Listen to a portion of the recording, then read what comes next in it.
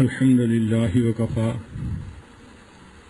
وسلام على عباده الذين اصطفى أما بعد أعوذ بالله من الشيطان الرجيم بسم الله الرحمن الرحيم وما لي لا أعبد الذي فطرني وإليه ترجعون اور مجھ کو کیا ہوا کہ میں بندگی نہ کروں اس کی جس نے مجھ کو پیدا کیا اور اسی کی طرف سب لوٹ کر جائیں گے۔ جو بندہ شہر کے کنارے سے آیا تھا اس نے آ کر اپنے ایمان کا اظہار کیا اور اپنی قوم کو یوں اللہ کی طرف دعوت دی، مگر اس نے ان پر بات رکھ کر نہیں کی کہ تم اللہ کو نہیں مانتے، اس نے اپنے پر بات کی۔ یہ بات کا ایک اچھا انداز ہوتا ہے، اس میں عاجزی ہے۔ تو اس نے کہا کہ مجھے کیا ہو گیا کہ میں اللہ کی عبادت نہ کروں جس نے مجھے پیدا کیا۔ اس کا مطلب یہ کہ عبادت اس کا حق ہے جو پیدا کرنے والا ہے اور وہ اللہ تعالیٰ کی ذات ہے۔ اَأَتَّخِذُ مِن دُونِهِ آلِهَةً إِن يُرِدْنِ الرَّحْمَنُ بِضُرٍّ لَّا تُغْنِ عَنِّي شَفَاعَتُهُمْ شَيْئًا وَلَا يُنقِذُونَ۔ بھلا میں بناؤں اس کے سوا اوروں کو اپنا الہ معبود کہ اگر مجھ پر چاہے رحمان تکلیف تو کچھ کام نہ آئے مجھ کو ان کی سفارش۔ اگر میں اللہ کے سوا کسی اور کو معبود بناؤں اور اللہ مجھ پر تکلیف بھیجے تو وہ اس تکلیف کو دور نہیں کر سکتے اور وہ بندے کو اس تکلیف سے نجات نہیں دے سکتے۔ انی اذا لفی ضلال مبین، تب تو میں بھٹکتا گمراہ رہوں صریح۔ انی آمنت بربکم فاسمعون، میں یقین لایا تمہارے رب پر، مجھ سے سن لو۔ یہ نہیں کہا کہ میں یقین لایا اپنے رب پر۔ اگر اپنے رب پر کہتے تو دوسرے کہتے ٹھیک ہے یہ اپنے رب پہ ایمان لایا، نہیں، تمہارے رب پر۔ جو میرا رب ہے وہ تمہارا بھی رب ہے۔ تو یہ بات کرنے کا ایک اچھا انداز ہوتا ہے دائی کے لیے۔ فاسمعون کا مطلب ہے کہ مجھ سے سن لو، یعنی وہ انبیاء کو بھی سنانا چاہتا تھا اور وہ اپنی قوم کو بھی سنانا چاہتا تھا۔ قیل ادخل الجنہ، اب قوم نے جب سنا کہ یہ ایمان والا ہے تو انہوں نے اس کو مار دیا۔ تو جیسے ہی وہ شہید ہوا اس کو فرشتے نے کہا ادخل الجنہ، جنت میں داخل ہو جاؤ۔ اللہ تعالیٰ شہید کی قبر کو جنت کا باغ بنا دیتے ہیں۔ جب وہ اس جنت میں داخل ہونے لگا تو قال یا لیت قومی یعلمون، بولا کسی طرح میری قوم کو معلوم ہو جائے کہ بخش دیا مجھے اللہ نے، بما غفر لی ربی، مجھ کو میرے رب نے، وجعلنی من المکرمین، اور کیا مجھ کو عزت والوں میں۔ اللہ نے مجھے بخش دیا اور مجھے عزت عطا فرما دی۔ اس سے پتہ یہ چلا کہ دائی جو ہے وہ مرتے مرتے بھی دوسروں کو دین کی دعوت دے دیتا ہے۔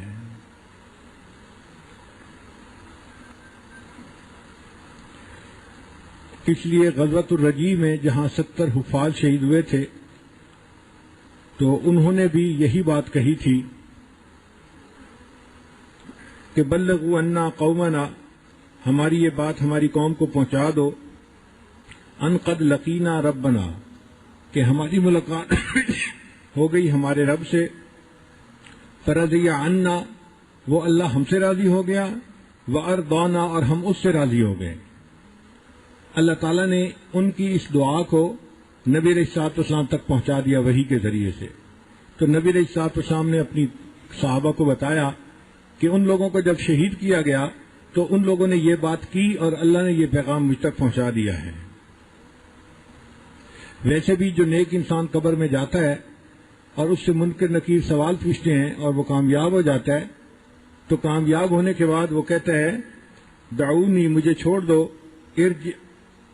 ارجع الی اہلی، میں واپس جاؤں اپنے اہل خانہ کے پاس، فاخبرہم، اور میں ان کو خبر دوں کہ مجھے اللہ تعالیٰ نے کامیاب کر دیا۔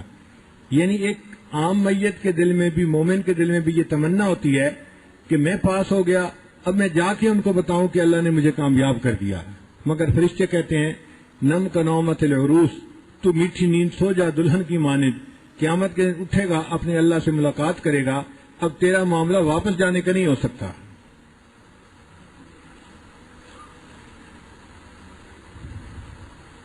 یہاں سے مفسرین نے دائی کے لیے بہت سارے نقطے نکالے کہ دائی کو چاہیے کہ مرنے کے بعد بھی قوم کی فکر نہ چھوڑے. دائی لوگوں کی سفاہت کی وجہ سے، بے وقوفی کی وجہ سے دین کا کام نہیں روکتا.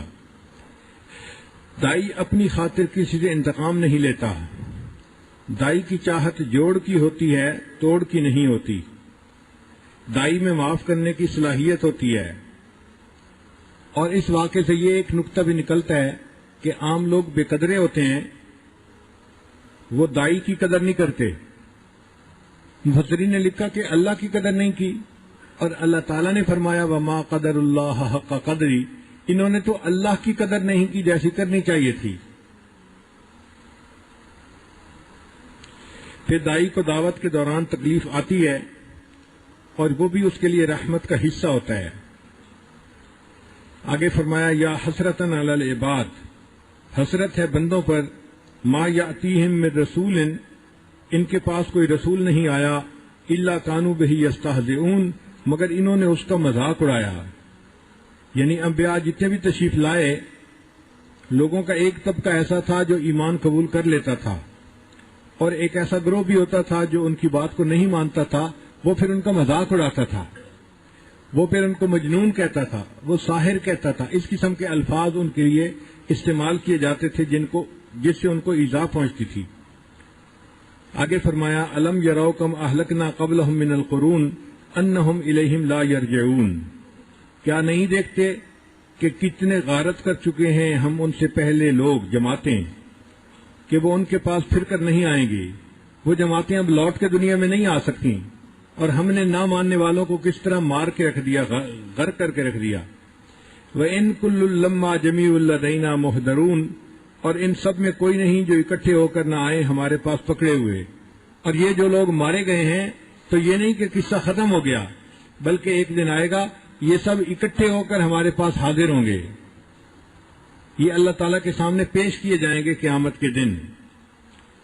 پھر اللہ تعالیٰ قیامت کے دن پیشی کی ایک دلیل دیتے ہیں تکوینی طور پر، وَآیَةٌ لَهُمُ الْأَرْضُ الْمَيْتَةُ، اور ایک نشانی ہے ان کے واسطے زمین مردہ، أَحْيَيْنَاهَا، ہم نے اس کو زندہ کیا، وَأَخْرَجْنَا مِنْهَا حَبًّا، اور نکالا ہم نے اس میں سے اناج، فَمِنْهُ يَأْكُلُونَ، تو اسی میں سے کھاتے ہیں. تم جو یہ گندم اگاتے ہو، مکئی اگاتے ہو اور پھر اس کے کھانے کھاتے ہو، تو یہ کہاں سے نکلتی ہے؟ زمین سے نکلتی ہے. زمین خشک ہوتی ہے، مردہ ہوتی ہے، بارش برساتے ہیں اور بارش سے وہ زمین زندہ ہو جاتی ہے، لہلاتی کھیتی نکلتی ہے، اور ہم تمہارے لیے تمہارے کھانے کا بندوبست کر دیتے ہیں. تو جس طرح اللہ تعالیٰ مردہ زمین سے کھیتی کو نکال دیتا ہے، اسی طرح اللہ تعالیٰ قبروں میں سے بندے کو زندہ کر کے پھر نکال دیں گے. وَجَعَلْنَا فِيهَا جَنَّاتٍ مِّن نَخِيلٍ، اور بنائے ہم نے اس میں باغ کھجور کے، وَأَعْنَابٍ اور انگور کے، وَفَجَّرْنَا فِيهَا مِنَ الْعُيُونِ اور بہا دیے اس میں اللہ نے چشمے. پھل تو بہت سارے ہیں، لیکن دو پھلوں کا تذکرہ کیا گیا، ایک کھجور کا اور ایک انگور کا. اس کی دو وجہ ہے. ایک وجہ تو یہ کہ کھجور کا تنا مضبوط ہوتا ہے، وہ مضبوط درخت ہوتا ہے، اور جو انگور کی بیل ہوتی ہے وہ بہت کمزور ہوتی ہے. تو اللہ تعالیٰ نے ایک کمزور چیز کا تذکرہ بھی کیا اور ایک مضبوط چیز کا بھی تذکرہ کیا، تاکہ باقیوں کے لیے قیاس کرنا آسان ہو جائے. اور بعض مفسرین نے لکھا کہ اس کی وجہ یہ تھی کہ انگور اور کھجور یہ ایسے پھل ہیں جن کو خشک کیا جاتا ہے اور پورا سال کھایا جاتا ہے. باقی بہت سارے پھل ایسے ہیں جو خشک نہیں کیے جا سکتے. مثلا اسٹرابیری ایک پھل ہے، آپ اس کو خشک نہیں کر سکتے، تو جب خشک نہیں کر سکتے تو پورا سال اس کو نہیں کھا سکتے. کھجور اور انگور کو خشک کر کے پورا سال کھاتے ہیں، بلکہ سالوں بعد بھی کھاتے ہیں. یہ کشمش جو ہے یہ ایک سال نہیں، یہ کئی سال اسی طرح چلتی ہے. اور پھر یہ دونوں پھل ایسے ہیں کہ جو ایک شہر سے دوسرے شہر میں منتقل بھی کیے جا سکتے ہیں. کئی شہر ہیں جن میں کھجوروں کے پھل نہیں ہوتے، درخت نہیں ہوتے، مگر کھجوریں وہاں بھی ملتی ہیں. اس پھل کا ایک جگہ سے دوسری جگہ پہنچانا آسان ہے. کشمش کا بھی ایک جگہ سے دوسری جگہ پہنچانا آسان ہے، اس لیے اللہ نے پھلوں میں ان دو پھلوں کا تذکرہ کیا. لِيَأْكُلُوا مِن ثَمَرِهِ، کہ کھائیں اس کے میووں سے. وَمَا عَمِلَتْهُ أَيْدِيهِمْ، اور اس کو بتایا نہیں ان کے ہاتھوں نے. افلا یشکرون، پھر کیوں شکر نہیں کرتے؟ اپنے ہاتھوں سے انہوں نے کھیتی اگائی اور اس کے پھل کو اپنے ہاتھوں سے کھایا، پھر کیوں نہیں یہ غور کرتے کہ اللہ تعالیٰ نے کس طرح ہمیں مردہ زمین میں سے یہ کھانے کو رزق عطا فرما دیا؟ اگر اللہ تعالیٰ مردہ زمین سے پھلوں کو نکال سکتا ہے تو مردہ زمین سے اللہ تعالیٰ مردوں کو بھی قیامت کے دن زندہ کر سکتا ہے۔ اللہ تعالیٰ کے لیے یہ کوئی مشکل نہیں ہے۔ سبحان الذی خلق الازواج کلھا، پاک ہے وہ ذات جس نے بنائے جوڑے سب چیز کے، مما تنبت الارض، اس قسم سے جو اگتا ہے زمین میں، ومن انفسہم، اور خود ان میں سے بھی، ومما لا یعلمون، اور بہت سارے ایسے ہیں جن کو یہ جانتے ہی نہیں ہیں، جو ان کے علم سے بھی اوپر کی بات ہے، ان کو نہیں پتا اللہ نے وہاں بھی جوڑے بنا دیے ہیں۔ چنانچہ گزشتہ کل اس بات کی تفصیل کی گئی کہ اللہ تعالیٰ نے ہر چیز کے اندر جوڑا جوڑا بنایا ہے۔ پوری دنیا میں آپ جتنا غور کرتے جائیں گے آپ کو جوڑا جوڑا ہی نظر آئے گا۔ سائنس کی دنیا تو اس چیز کو مانے بغیر رہ نہیں سکتی۔ چنانچہ جب اللہ تعالیٰ نے ہر چیز میں جوڑا جوڑا بنا دیا تو تم کیوں اس بات کو قبول نہیں کرتے کہ اللہ تعالیٰ نے دنیا کے ساتھ آخرت بھی بنائی ہے، یہ بھی ایک جوڑا ہے۔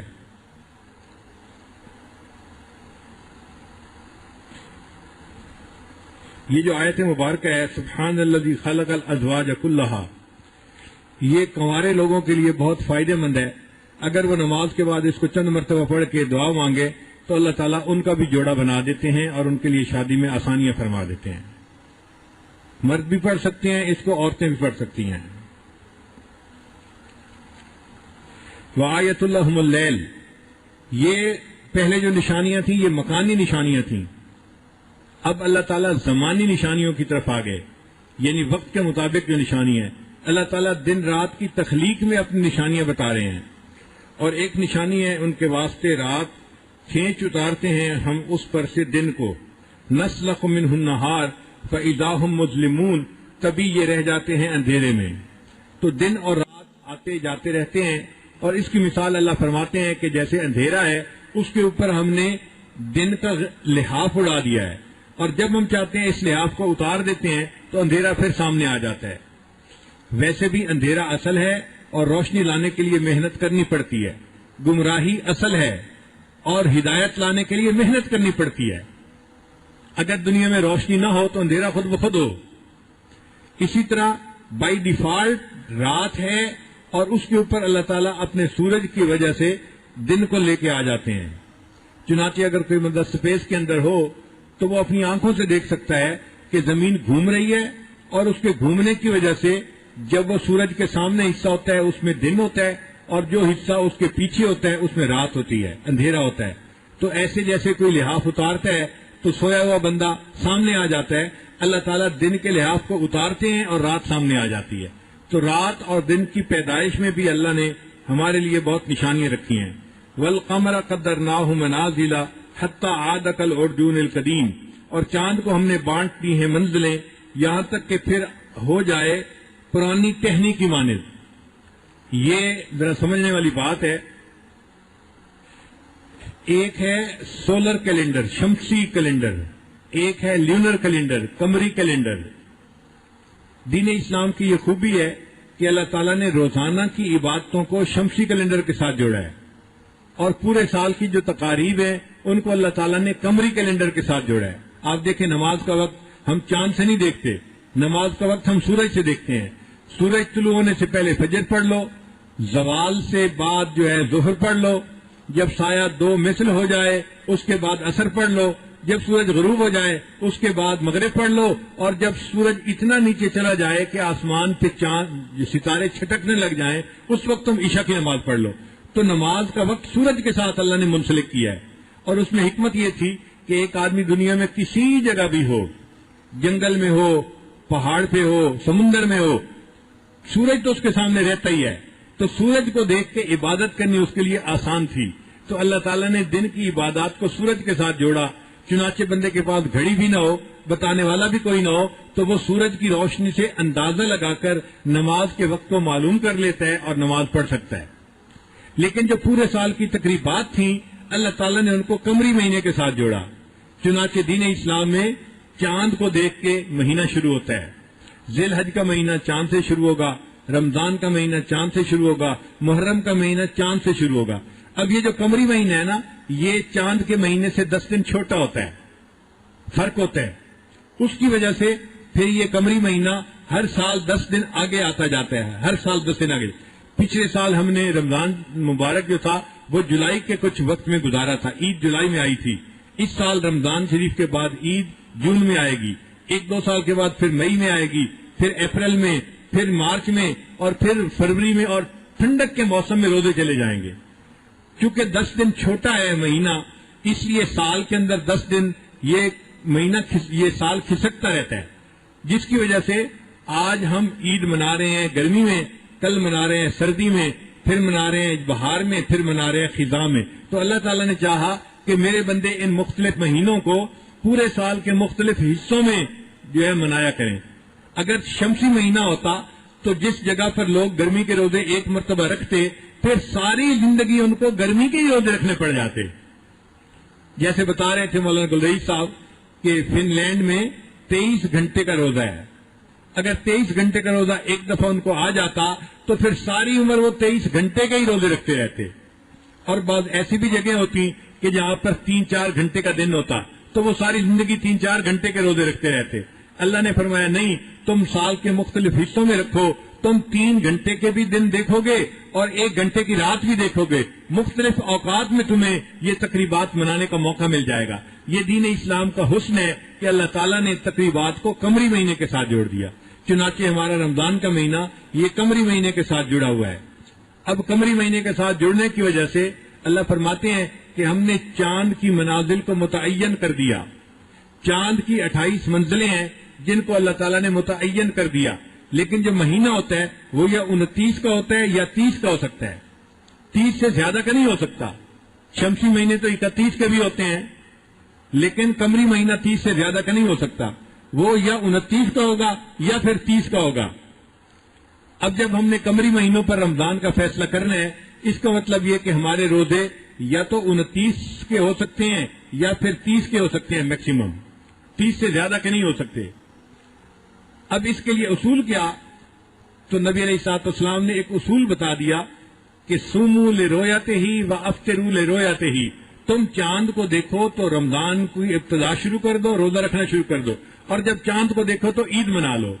یعنی رمضان کو دیکھنا یا عید کو منانا، اس کا تعلق تمہارا چاند کو دیکھنے سے ہے، چاند کو دیکھو اور اس پر عمل کرو۔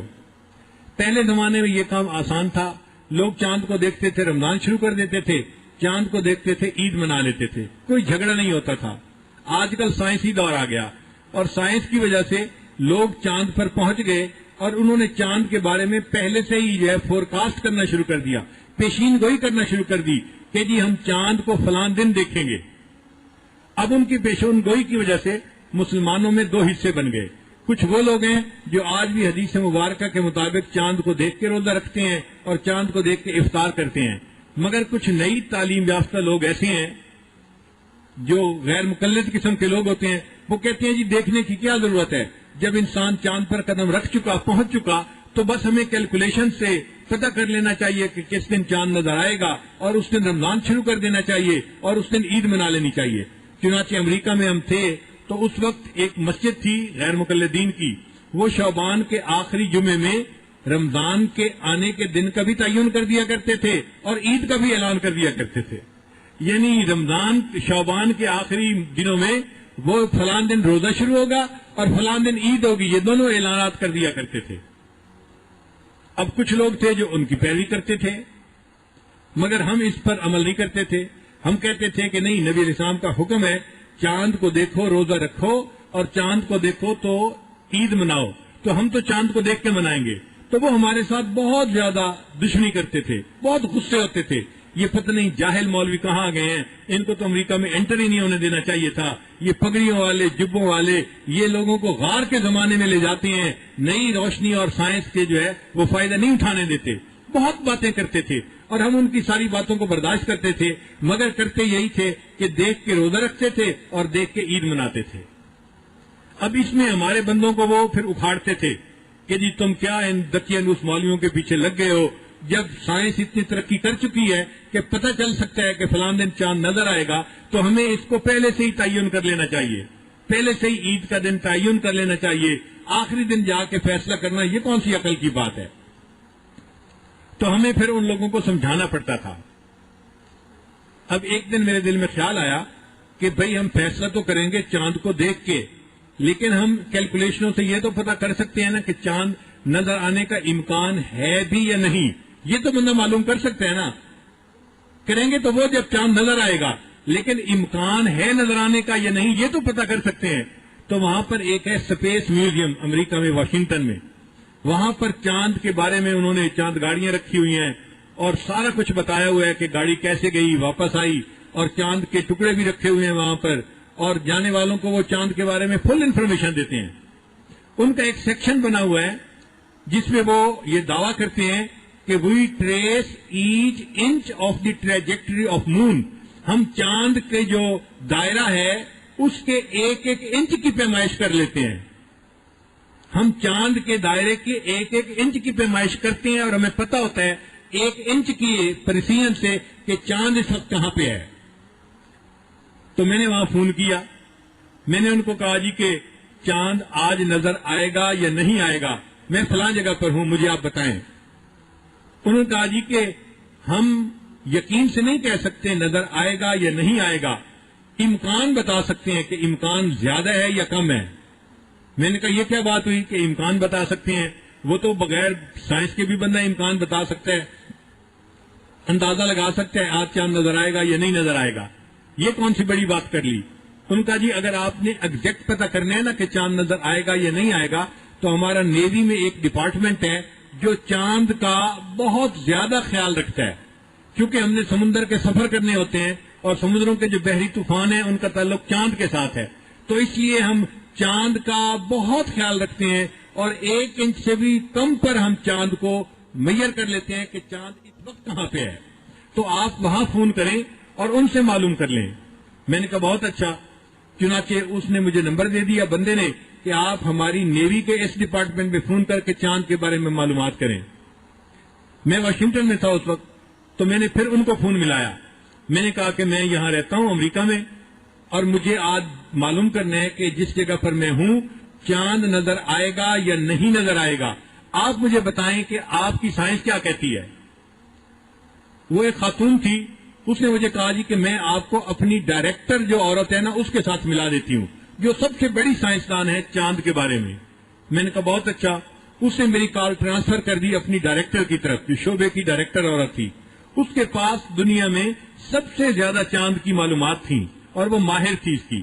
اس سے میری بات ہوئی، میں نے اس سے کہا کہ میں یہاں رہتا ہوں اور مجھے اتنا پتہ کرنا ہے کہ چاند آج یہاں پر آنکھ سے نظر آئے گا یا نہیں آئے گا، مجھے یہ معلوم کرنا ہے۔ اس نے کہا جی میں تو یقین سے نہیں کہہ سکتی کہ آئے گا یا نہیں آئے گا، امکان بتا سکتی ہوں۔ میں نے کہا یہ کیا بات ہوئی؟ دنیا کہتی ہے کہ ہم امریکہ والے چاند پہ پہنچ گئے اور آپ مجھے کہہ رہی ہیں کہ ہم بتا ہی نہیں سکتے کہ وہ نظر بھی آئے گا یا نہیں آئے گا، یہ کہاں کی باتیں کر رہی ہیں؟ تو وہ پھر تھوڑا سا پریشان ہوئی کہ یہ یہاں کا رہنے والا بندہ ہے اور یہ اعتراض کر رہا ہے کہ دنیا کہتی ہے کہ تم چاند پہ قدم رکھ چکے ہو اور مجھے تم کہہ رہی ہو کہ چاند نظر آئے یا نہ آئے، میں یہ بھی نہیں بتا سکتی۔ پھر وہ مجھے کہنے لگی جی کہ آپ انجینئرنگ کو سمجھتے ہیں؟ میں نے کہا میں تھوڑا بہت سمجھتا ہوں، آپ بات کریں میں سمجھ لوں گا۔ اس نے پھر مجھے بتایا کہ دیکھیں ہم جو چاند کو دیکھتے ہیں نا کہ یہ اس وقت کہاں ہے، وہ آنکھ سے نہیں دیکھتے، وہ ہم دوربین سے نہیں دیکھتے، بلکہ ہمارے پاس ایک میتھمیٹیکل ماڈل بنا ہوا ہے، یعنی حساب کی جو ایکویشنز ہوتی ہیں نا، وہ ماڈیول ہم نے ایک ڈیولپ کیا ہوا ہے، اس ماڈیول سے کیلکولیشن کے ذریعے ہمیں پتہ چلتا ہے کہ چاند اس وقت کہاں پہ ہے۔ میں نے کہا پھر کہنے لگی جی کہ اس ماڈیول کے اندر 6000 ویریبل ہیں، ایک ہوتا ہے کانسٹنٹ اور ایک ہوتا ہے ویریبل۔ کانسٹنٹ وہ ہوتا ہے جس کی ویلیو ہمیشہ ایک رہتی ہے جو مرضی ہو جائے، اور ویریبل اس کو کہتے ہیں کہ جیسے اس کی ویلیو بدل سکتی ہے۔ مثال کے طور پہ آج ہوا کی رفتار کچھ ہے، کل ذرا تیز چل پڑی تو رفتار کچھ ہوگی، اور اگر آندھی چل پڑی تو رفتار کچھ اور پہنچ جائے گی۔ اس کو ویریبل کہتے ہیں کہ یہ کسی وقت بھی بدل سکتی ہے، اور یہ بندے کے اختیار میں بھی نہیں ہوتی، یہ اللہ کے اختیار میں ہے جس نے اس کائنات کو بنایا ہے۔ تو وہ کہنے لگی کہ ہمارے اس ماڈل میں 6000 ویریبل ہیں، 6000 چیزیں ایسی ہیں جو بدل سکتی ہیں، اب کون بندہ گارنٹی کر سکتا ہے کہ کچھ نہیں بدلے گا اور چاند ہمیں نظر آئے گا؟ ممکن ہے ایک ویریبل بدل جائے تو چاند کی پوزیشن بدل جائے گی، لہذا دیکھے بغیر ہم نہیں بتا سکتے کہ چاند کو دیکھیں گے یا نہیں دیکھیں گے. کیلکولیشن سے یہ پاسبل ہی نہیں ہے. جب اس نے یہ بات سمجھائی تو مجھے بات سمجھ آ گئی کہ ہمارے پیغمبر اسلام نے سچ بات کہی. 1400 سال پہلے جب دنیا چاند کے بارے میں کچھ نہیں جانتی تھی، میرے آقا صلی اللہ علیہ وسلم نے فرما دیا سومو لے رویتے ہی وافطرو لے رویتے ہی، تم آنکھ سے دیکھو کہ چاند نظر آ گیا تو رمضان شروع کر دو، اور آنکھ سے دیکھو تو تم عید کا دن بنا لو. تو اس کا سب سے بہترین حل آنکھ سے چاند کو دیکھنا ہی ہے. کیلکولیشنیں اس کا حل نہیں ہو سکتی. اب جو لوگ کیلکولیشنوں کے پیچھے جاتے ہیں ان کو غلطی لگتی ہے. کہاں لگتی ہے؟ کہ چاند کی 28 منزلیں ہیں اور دن ہوتے ہیں یا 29 مہینے کے یا 30. تو اب اگلا دن 29 کے اوپر چاند نظر آئے گا یا 30 کے اوپر نظر آئے گا، یہ درمیان میں ایک فیصلہ کرنے والی بات رہ جاتی ہے. اس میں ٹھوکر لگتی ہے، غلطی لگتی ہے. بہت سارے طلباء کو میں نے دیکھا ہے اس میں الجھتے پھرتے ہیں اور ان کو سمجھ نہیں لگتی کہ یہ مسئلہ کیا ہے. اس لیے میں کچھ اس مسئلے کو تھوڑا آج صاف کرنے کی کوشش کرتا ہوں. آپ سوچئے کہ چاند ہمیں نظر کیوں آتا ہے؟ اس لیے کہ چاند سورج کے جب سامنے ہوتا ہے تو سورج کی شعائیں اس کے اوپر پڑتی ہیں، اور جب رات آتی ہے تو وہ شعائیں ریفلیکٹ ہوتی ہیں اور چاند ہمیں روشن نظر آتا ہے. چاند خود روشن نہیں ہے، چاند سورج کی وجہ سے روشن ہے. اس لیے سورج کی مثال ماں کی ہے اور چاند کی مثال بیٹے کی ہے. قرآن مجید نے 1400 سال پہلے سورج کے لیے مؤنث کا صیغہ استعمال کیا اور چاند کے لیے مذکر کا صیغہ استعمال کیا. حالانکہ عقل حیران ہوتی ہے، سورج بڑا تھا اس کے لیے مذکر کا صیغہ ہوتا، چاند چھوٹا تھا اس کے لیے مؤنث کا صیغہ ہوتا، مگر نہیں. قرآن مجید نے کہا فلما رأى القمر بازغا، یہ دیکھو مذکر کا صیغہ ہے، جب چمکتے ہوئے چاند کو دیکھا. اور دوسری جگہ فرمایا فلما رأى الشمس بازغة، یہاں مؤنث کا صیغہ استعمال کیا. قربان جائیں اللہ کے کلام پر کہ جس نے 1400 سال پہلے سورج کے لیے مؤنث کا لفظ استعمال کیا، چاند کے لیے مذکر کا لفظ. کیوں؟ کہ یہ چاند بیٹے کی مانند ہے اور سورج ماں کی مانند ہے. بیٹا ماں کے سینے سے دودھ پیتا ہے اور زندہ رہتا ہے، چاند سورج سے روشنی پاتا ہے اور روشن نظر آتا ہے. اگر اس کو وہ روشنی نہ ملے، اس کی روشنی ختم ہو جاتی ہے، یہ بالکل کالا ہو جاتا ہے اور کالا ہونے پہ جیسے نظر آ ہی نہیں سکتا. اب 28 منزلیں تو چاند نے پوری کر لی. جب اس کی اگلی منزل آتی ہے نا تو قدرتاً ایسا ہوتا ہے کہ چاند زمین کے پیچھے چھپ جاتا ہے اور سورج کی روشنی چاند کو مل نہیں سکتی. اب جب سورج کی روشنی چاند کو مل نہیں سکتی تو چاند بالکل کالا ہوتا ہے، اس کو بلیک مون کہتے ہیں. اب وہ بلیک مون نظر نہیں آتا. اب یہاں پڑ گیا فرق. یہ جو فرنگی سائنسدان تھے نا، وہ سمجھتے تھے کہ مسلمان اپنی تقریبات کو چاند دیکھ کر مناتے ہیں. تو مسلمانوں کو مغالطہ ڈالنے کے لیے جب چاند بالکل کالا ہوتا ہے نا، نظر ہی نہیں آتا، اس کا نام انہوں نے رکھ دیا نیو مون، نیا چاند. تو سائنس کی دنیا نیا مون کس کو کہتی ہے؟ جب چاند کالا ہوتا ہے، نظر آ ہی نہیں سکتا، امکان ہی نہیں ہوتا. اس کا نام ان کو بلیک مون رکھنا چاہیے تھا، نیا مون نہیں رکھنا چاہیے تھا. مگر وہ تو دھوکہ دینا چاہتے تھے، لہذا انہوں نے اس کا نام رکھا نیو مون. اب نیو مون جب ہوتا ہے تو وہ بالکل کالا ہوتا ہے. مسلمانوں کو دھوکہ لگ گیا. ہم نیو مون کالے مون کو نہیں کہتے، ہم نیو مون کہتے ہیں ہلال کو. جب تھوڑا سا چاند نظر آتا ہے اس کو کریسٹ کہتے ہیں. جب چاند وہ نظر آتا ہے ہم کہتے ہیں یہ نیا چاند ہے. تو ہمارے نئے چاند کی تعریف میں اور ان کے نئے چاند کی تعریف میں فرق ہے. ہم نیا چاند کریسٹ کو کہتے ہیں، ہلال کو کہتے ہیں. جیسے ہمارے پاکستان کے پرچم کے اندر ہلال موجود ہے تو یہ ہلالی پرچم ہے ہمارا، تو ہم اس کو نیا چاند کہتے ہیں. اور کافر اس کو نیا چاند نہیں کہتے، اس کو وہ کریسٹ کہتے ہیں. نیا چاند کہتے ہیں جو چاند بالکل کالا ہوتا ہے، نظر آ ہی نہیں سکتا. اب بنیادی فرق پڑ گیا دونوں میں. اس سے لوگ دھوکہ کھا جاتے ہیں، وہ جی نیا چاند کو تو پیدا ہوئے 12 گھنٹے گزر گئے، تمہیں کیوں نہیں نظر آ سکتا؟ بھائی نظر اس لیے نہیں آ سکتا کہ وہ بھی کریسٹ نہیں بنا. ہمیں نظر آئے گا جب وہ کریسٹ ہلال بن جائے گا. ہلال بننے میں ٹائم لگتا ہے. اب یہاں فرق ہے پورا.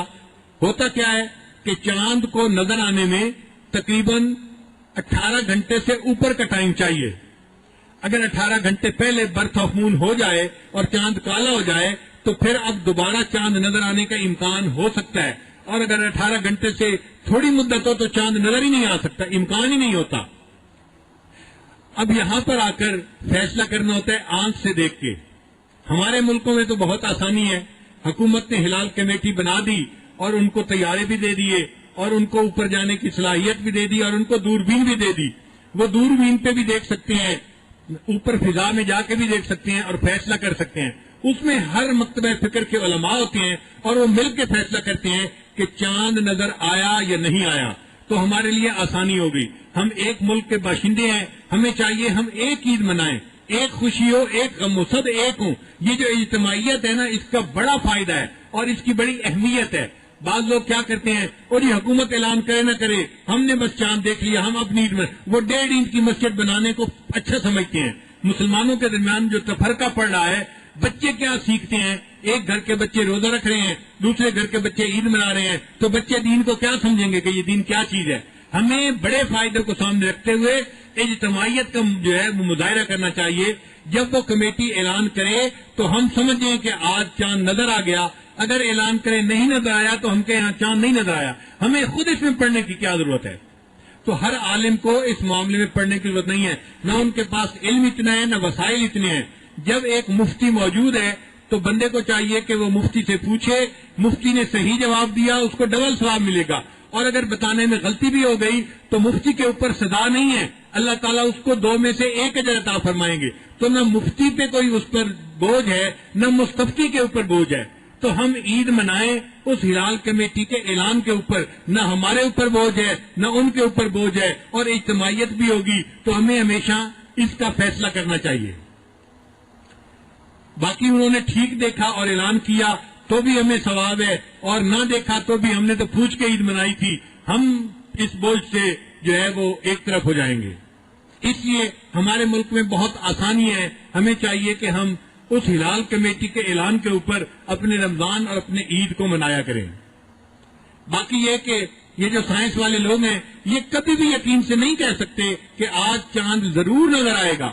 یہ کیا بتائیں گے؟ ان کے جو پیر خانہ ہے امریکہ، وہاں کے جو نیوی والے سب سے زیادہ جانتے ہیں چاند کو، وہ کہتے ہیں ہم نہیں بتا سکتے، تو یہ یہاں کے لوگ کیا بتائیں گے چاند نظر آئے گا؟ تو کیلکولیشنوں پہ نہیں جانا چاہیے، بلکہ آقا صلی اللہ علیہ وسلم نے جو اصول بتا دیا، چاند کو دیکھو تو روزہ رکھو، چاند کو دیکھو تو افطار کر لو، ہمیں اسی کے اوپر قائم رہنا چاہیے۔ 1400 سال کے بعد بھی میرے آقا صلی اللہ علیہ وسلم کا بتایا اصول آج بھی دنیا کے اوپر قائم ہے، اور دنیا اس کو مانے بغیر آج بھی نہیں رہ سکتی۔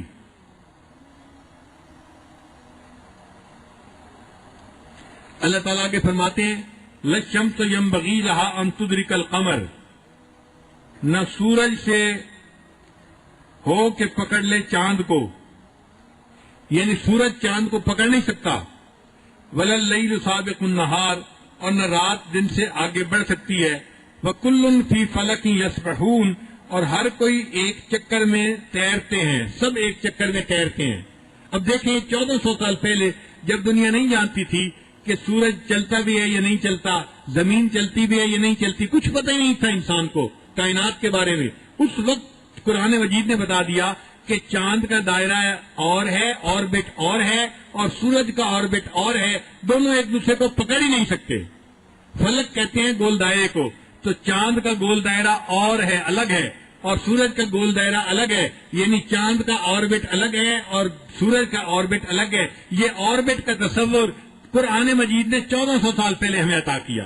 یہ آیتیں پڑھتے ہیں ہم سائنس کے طالب علم، دل سے گواہی نکلتی ہے کہ واقعی یہ اللہ کی کتاب ہے، جس نے کائنات کو بنایا اس نے 1400 سال پہلے انسان کو بنا دیا کہ دونوں کے آربٹ اور ہیں، ایک دوسرے کو یہ پکڑ ہی نہیں سکتے۔ پھر اللہ تعالیٰ نے آسمان کی مثالیں دینے کے بعد سمندر کی مثال دے دی، فرمایا وَخَلَقْنَا لَهُم مِّن مِّثْلِهِ مَا يَرْكَبُونَ، اور بنا دیا ہم نے ان کے واسطے کشتی جیسی چیزوں کو جس پر یہ سوار ہوتے ہیں۔ اللہ فرماتے ہیں سمندروں میں جو تم سفر کرتے ہو تو یہ کشتیاں ہم نے بنوائی ہیں، اور واقعی اگر اللہ تعالیٰ کشتی کی حفاظت نہ کریں تو بندہ سمندر کے اندر آسانی سے ڈوب جاتا ہے۔ جب سمندری طوفان آتے ہیں تو بڑے بڑے جہاز بھی لنگر انداز ہونے پڑتے ہیں، اگر وہ چلنا شروع کر دیں تو موج اٹھتی ہے اور 16 فٹ اوپر جاتی ہے۔ اب اس 16 فٹ موج میں جب کشتی آتی ہے تو وہ الٹ جاتی ہے۔ آگے جاتے ہوئے الٹ جاتی ہے، جہاز الٹ جاتے ہیں، تباہ ہو جاتے ہیں۔ اللہ فرماتے ہیں کہ ہم اگر چاہتے تو سمندر کے سفر میں ہم ان کو تباہ کر دیتے، مگر ہم ان کو تباہ نہیں کرتے۔ وَإِن نَّشَأْ نُغْرِقْهُمْ، اگر ہم چاہیں تو ان کو ڈبو دیں۔ فَلَا صَرِيخَ لَهُمْ، پھر کوئی نہ پہنچے ان کی فریاد کو۔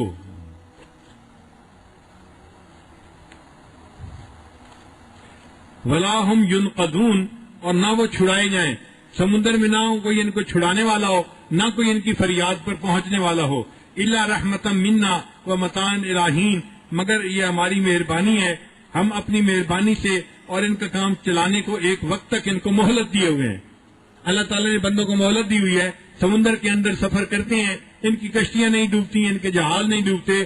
اگر اللہ چاہتے تو ان کو آسانی سے ڈبو سکتے تھے، مگر اللہ نے ہمیں زندگی میں مہلت دی ہے تاکہ ہم سمندر کا سفر کر سکیں۔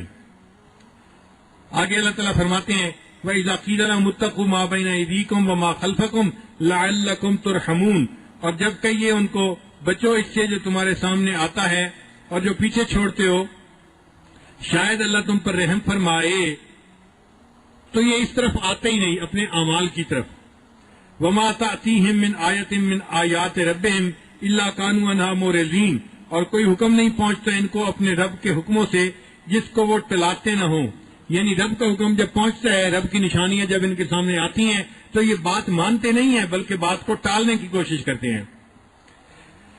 پھر آگے ایک مثال دی وَإِذَا قِيلَ لَهُمْ أَنفِقُوا مِمَّا رَزَقَكُمُ اللَّهُ، اور جب کہتے ہیں ان کو کہ خرچ کرو کچھ اللہ کا دیا ہوا، یعنی غریبوں پر تم خرچ کرو۔ دیکھو غریبوں پر خرچ کرنا تو ایسا عمل ہے کہ جس کا تعلق صرف دین کے ساتھ نہیں ہے، اس کا تعلق انسانیت کے ساتھ ہے۔ جو کافر لوگ ہیں نا، وہ بھی انسانیت کی خاطر غریبوں پہ خرچ کرتے ہیں۔ تو جب ان کو یہ بات کہتے ہیں کہ غریبوں پہ خرچ کرو، قال الذین کفروا، تو کہتے ہیں یہ منکر للذین آمنوا، ایمان والوں کو، انطعم من لو یشاء اللہ اطعمہ، ہم اس کو کھلائیں جس کو اللہ نے نہیں کھلایا۔ ان انتم الا فی ضلال مبین، اگر اللہ ان کو کھلانا چاہتے تو کھلا سکتے تھے، جب اللہ نے ان کو نہیں کھلایا تو ہم کیوں کھلائیں؟ دیکھو کتنا عجیب بہانہ بنا رہے ہیں۔ وَيَقُولُونَ مَتَىٰ هَٰذَا الْوَعْدُ إِن كُنتُمْ صَادِقِينَ، اور کہتے ہیں کہ کب ہوگا یہ وعدہ اگر تم سچے ہو، یعنی کب قیامت آئے گی اگر تم سچے ہو تو بتاؤ۔ اللہ فرماتے ہیں مَا يَنظُرُونَ إِلَّا صَيْحَةً وَاحِدَةً، یہ تو راہ دیکھتے ہیں ایک چنگاڑ کی جو ان کو آ کر پکڑے گی، وَهُمْ يَخِصِّمُونَ، اور یہ آپس میں جگڑ رہے ہوں گے۔ فَلَا يَسْتَطِيعُونَ تَوْصِيَةً، نہ یہ اس وقت وصیت کر سکیں گے، اس کی استطاعت رکھیں گے۔ وَلَا إِلَىٰ أَهْلِهِمْ يَرْجِعُونَ، اور نہ اپنے گھر کو پھر واپس جا سکیں گے۔ جب قیامت کی چنگاڑ آئے گی نا تو یہ جہاں ہوں گے وہیں ان کو موت آ جائے گی، نہ کسی کو وصیت کر سکیں گے، نہ اہل خانہ کے پاس واپس جا سکیں گے۔ وَنُفِخَ فِي الصُّورِ، اور جب سور پھونکا جائے گا، فَإِذَا هُم مِّنَ الْأَجْدَاثِ إِلَىٰ رَبِّهِمْ يَنْسِلُونَ، پھر تبھی وہ قبروں سے اپنے رب کی طرف پھیل پڑیں گے، یعنی قبروں سے زندہ کیے جائیں گے اور اپنے رب کی طرف پہنچ جائیں گے۔ قالوا یا ویلنا من بعثنا من مرقدنا، کہیں گے اے خرابی ہماری، کس نے اٹھا دیا ہم کو ہماری نیند کی جگہ سے۔ اس وقت یہ کہیں گے ہماری خرابی، ہم کیوں دوبارہ زندہ کر دیے گئے۔ اللہ فرماتے ہیں ھذا ما وعد الرحمن وصدق المرسلون، یہ وعدہ ہے جو کیا تھا رحمان نے اور سچ کہا تھا پیغمبروں نے۔ پیغمبروں نے جو تمہیں بتایا تھا کہ قیامت آئے گی تو انہوں نے بالکل سچ کہا تھا۔ ان کانت الا صیحۃ واحدۃ، پس ایک چنگاڑ ہوگی، فاذا ہم جمیع لدینا محضرون، پھر اسی دم وہ سارے ہمارے پاس پکڑے ہوئے چلے آئیں گے۔ کوئی بندہ انکار نہیں کر سکے گا کہ میں اللہ کے سامنے نہیں جانا چاہتا، اس کو پکڑ کے اللہ کے سامنے پیش کیا جائے گا۔ اللہ فرماتے ہیں کہ جب تم نے قیامت دن پیش ہونا ہے تو کیوں تم اس کے لیے آج تیاری نہیں کرتے۔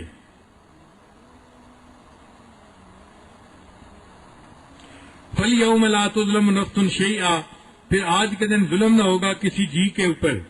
وَلَا تُجْزَوْنَ إِلَّا مَا كُنتُمْ تَعْمَلُونَ، اور وہی بدلہ پاؤ گے جو کرتے تھے، جو عمل کرتے تھے انہی کا بدلہ ملے گا۔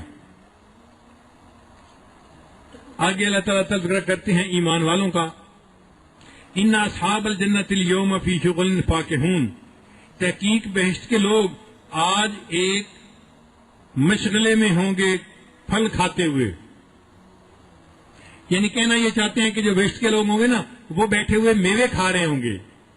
مگر قرآن مجید کی خوبصورتی دیکھیے کہ شغل کا لفظ استعمال کیا ہے. شغل کا لفظ مشغول ہونے سے ہے.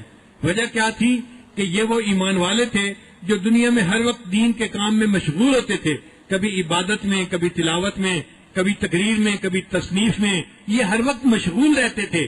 چونکہ یہ ہر وقت مشغول رہتے تھے تو اللہ تعالیٰ فرماتے ہیں کہ یہ جنت میں کھانا تو کھائیں گے, پھل تو کھائیں گے, مگر وہ پھل کھانا ان کے لیے شغل بن جائے گا, مشغلہ بن جائے گا. تو مشغولیت کے بدلے اللہ نے ان کو جنت میں پھل کھانے کی مشغولیت عطا فرمائے گی. وہاں پہ جنتی پھل بھی کھائیں گے اور ایک دوسرے کے سامنے آمنے بیٹھ کر تکیے لگا کر باتیں بھی کر رہے ہوں گے. تو یہ گویا پھل کھانے کے اندر شغل میں مصروف ہوں گے, اس لیے شغل کا لفظ استعمال کیا گیا. ہم و ازواجہم فی ظلال علی الارائک متکئون, وہ اور ان کی بیویاں سایوں میں تختوں کے اوپر بیٹھے ہوں گے تکیہ لگائے. لہم فیہا فاکہۃ, ان کے لیے وہاں پر میوے ہوں گے. ولہم ما یدعون, اور وہ میووں کے علاوہ بھی کچھ اور چاہیں گے تو ان کو وہ بھی مل جائے گا. جو پھل چاہیں گے ان کو وہاں پر بیٹھے بیٹھے مل جائے گا, مشروب چاہیں گے مل جائے گا. وہ آپس میں بیٹھے باتیں کر رہے ہوں گے, سکون کے ساتھ ہوں گے اور کھانے پینے کو انجوائے کر رہے ہوں گے. وہ بھوک کی وجہ سے نہیں کھائیں گے, انجوائے کرنے کی وجہ سے کھائیں گے. آج ہم بھوک کی وجہ سے کھاتے ہیں. دیکھیں جب افطاری ہوتی ہے تو کیسے ہر بندہ کھانے کی طرف کھا جانے والی نظروں سے دیکھ رہا ہوتا ہے. ہر بندہ یہ کھجور پڑی ہے اور یہ سموسہ پڑا ہے اور یہ کباب پڑا ہے, نظر پڑتی ہے جیسے شیر شکار کو دیکھتے ہیں نا کھا جانے والی نظر سے. تو افطاری کے وقت روزے دار دسترخوان پہ کھانے کو کھا جانے والی نظر سے دیکھ رہے ہوتے ہیں. لیکن جنت میں جنتی کھانے کی نظر سے نہیں دیکھے گا کہ مجھے بھوک لگی ہے, وہ شغل کی وجہ سے کھائیں گے, وہ انجوائے کرنے کے لیے کھائیں گے. اللہ تعالیٰ کی یہ عجیب شان ہے کہ انجوائے بھی کریں گے اور کھاتے بھی رہیں گے اور پیٹ بھرنے کا مسئلہ ہی نہیں ہوگا. ادھر پیٹ بھرے گا, ادھر ایک خوشبودار ڈکار آئے گی اور دوبارہ پھر کھانے کی جو ہے وہ اسی طرح کیفیت ہو جائے گی. اور یہاں پر تو دیکھو کہ دعوت ہوتی ہے نا تو مردوں کے تو ہوتے ہیں مزے اور عورتوں کے لیے ہوتی ہے مصیبت. خامن نے بتا دیا آج میرے 15 دوست آ رہے ہیں افطاری کے لیے, تو بیچاری کے 3 دن لگ گئے. وہ گروسری کرتی ہے, گھر لاتی ہے, پھر اس کے بعد پکانا شروع کرتی ہے. 1 2 نہیں 4 4 5 5 ڈشز بنتی ہیں, پھر کباب بنتے ہیں, پکوڑے بنتے ہیں, کچھ چیزیں تلی جاتی ہیں, کچھ کھانے کی چیزیں ہوتی ہیں, سالن بن رہا ہے, فلاں بن رہا ہے. تو عورتوں کے 3 دن آگ کے سامنے کچن میں گزر جاتے ہیں. دعوت تو تھی خامد کے دوستوں کی اور مصیبت پڑ گئی بیوی کو. خیر وہ بیچاری جھی لیتی ہے, کوئی بات نہیں, خامد نے دعوت دی ہے تو مجھے اس کو تیار کرنا ہے. اب وہ جب تیار کر لیتی ہے تو پھر مہمان آ گئے تو مہمانوں کے پاس بیٹھنے کی فرصت نہیں ہوتی. اب اس کو کھانا لگانا ہے تو مہمان کے سامنے کھانا تو کام والے چلو لگا رہے ہوتے ہیں, وہ گرم کروا کے پہنچا رہی ہوتی ہے, اس کا ٹائم پھر بھی کچن میں گزر رہا ہوتا ہے. اب مہمانوں نے کھانا کھایا اور وہ مہمانوں کے ساتھ بیٹھ کے کھانا بھی نہیں کھا پاتی, کام کر رہی ہوتی ہے. اور مہمان کھانا کھا کے واپس چلے گئے گھنٹے کے بعد. اب ان جو ہے کھانے کو سمیٹنا یہ مستقل کام ہے. آنے والے آئے اور چلے گئے اور گھر کی عورت کو ابھی کام باقی ہے. وہ کھانا سمیٹتی ہے, کچھ فریج میں رکھا, کچھ فریزر میں رکھا, کچھ کو بھیج دیا, کچھ کسی ہمسائے کے گھر, مہمان کے گھر, کچھ غریبوں کو دے دیا, اور جو باقی برتن بچ گئے اب ان کو دھلوانا باقی ہے. تو اس کو پہلے بھی مصروفیت, عین دعوت کے وقت میں بھی مصروفیت, اور دعوت کے بعد بھی اس کے لیے مصروفیت ہوتی ہے. تو عورتیں دعوت کو کیا انجوائے کریں گی بیچاریاں, وہ تو مشقت میں پڑی ہوتی ہیں. مگر وہاں ایسی دعوت نہیں ہوگی, وہاں پر مرد بھی ہوں گے, ان کی بیویاں بھی ہوں گی, وہ تکیے لگا کے بیٹھے ہوئے ہوں گے. کوئی نہ دعوت تیار کرنے کی فکر ہے, نہ لگانے کی, نہ ان کو کھلانے کے بعد برتن دھونے کی. بیٹھے ہوئے بس نیت کریں گے, ایک بادل آئے گا اور بادل گزر جائے گا, جب دیکھیں گے تو دسترخوان لگا ہوا ہوگا. اللہ تیری شان, خود بخود پکا ہوا کھانا آ جائے گا اور دسترخوان کے اوپر لگا ہوا ہوگا, اور مرد بھی کھائیں گے اور عورتیں بھی کھائیں گی. عورتوں کو کوئی ٹینشن نہیں ہوگی برتن سمیٹنے کی. جیسے مرد انجوائے کر رہے ہوں گے, بیویاں بھی اسی طرح اس دعوت کو انجوائے کر رہی ہوں گی. اب جب کھانا کھا لیا تو پھر وہ برتن جو ہے اسی طرح واپس چلے جائیں گے اور عورتوں کو اس کو سمجھنے کا کوئی جھنجٹ نہیں ہوگا. تو دعوت کو تو انجوائے انسان جنت میں کرے گا, دنیا میں کیا دعوت کو انجوائے کرنا. اس لیے اللہ تعالیٰ اس دنیا جنت کی دعوت کو تفصیل کے ساتھ ذکر کر رہے ہیں.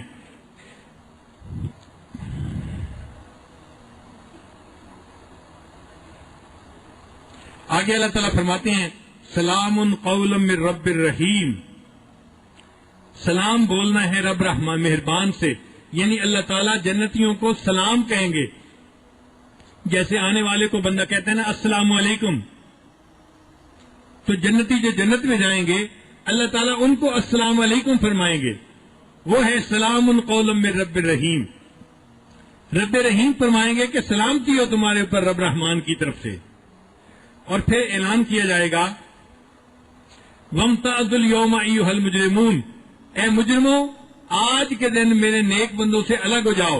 دنیا میں تم مل جل کے رہتے تھے، ایک ہی جگہ رہتے تھے، ایک ہی گھر میں رہتے تھے، ایک ہی محلے میں رہتے تھے، ایک ہی شہر میں رہتے تھے، لیکن آج تم اپنے جرائم کی وجہ سے دوزخ میں جاؤ گے اور میرے نیک بندے جنت میں جائیں گے. لہذا تمہارا روٹ اور ہے اور میرے نیک بندوں کا روٹ اور ہے. تم ان سے جدا ہو جاؤ، الگ ہو جاؤ. اللہ اکبر کبیرہ. وہ حشر کے دن کیسا وقت ہوگا جب جہنمیوں کو جنتیوں سے الگ کر دیا جائے گا. اللہ تعالیٰ ہمیں اس دن جنتیوں کے ساتھ رکھے، ہمیں اللہ تعالیٰ اس دن جنتیوں کا ساتھ عطا فرمائے اور ان سے ہمیں جدا نہ فرمائے. حدیث مبارکہ میں ہے المرء مع من احبہ، بندہ اسی کے ساتھ ہوگا جس سے اس کو محبت ہوگی. تو دنیا میں جو نیکوں کے ساتھ محبت رکھنے والا ہوگا قیامت کے دن اللہ تعالیٰ اس کو نیکوں کے ساتھ کھڑا کر دیں گے، اور جو بروں کے ساتھ تعلق رکھے گا اور برائی پہ زندگی گزارے گا وہ جہنم کی راہ پہ جائے گا.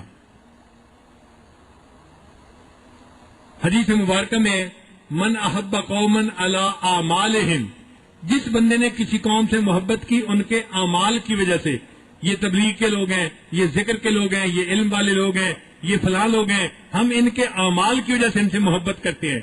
من احب قوما علی اعمالہم حشر بہم، اللہ تعالیٰ قیامت کو اس محبت کی وجہ سے ان کا حشر انہی نیکوں کے ساتھ فرما دیں گے.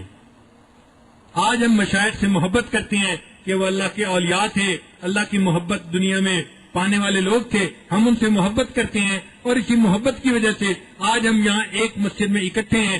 اللہ تعالیٰ ہماری اس محبت کو قبول فرمائے، اور جس دن وَامْتَازُوا الْيَوْمَ أَيُّهَا الْمُجْرِمُونَ کا اعلان ہوگا اللہ تعالیٰ اس محبت کے صدقے ہمیں ان نیکوں کے ساتھ قیامت کے دن کھڑا فرما دے. وَآخِرُ دَعْوَانَا أَنِ الْحَمْدُ لِلَّهِ رَبِّ الْعَالَمِينَ. ویڈیو کے نیچے سبسکرائب کے بٹن پہ کلک کریں، بیل کے آئیکن پہ کلک کیجئے تاکہ ہر نئی ویڈیو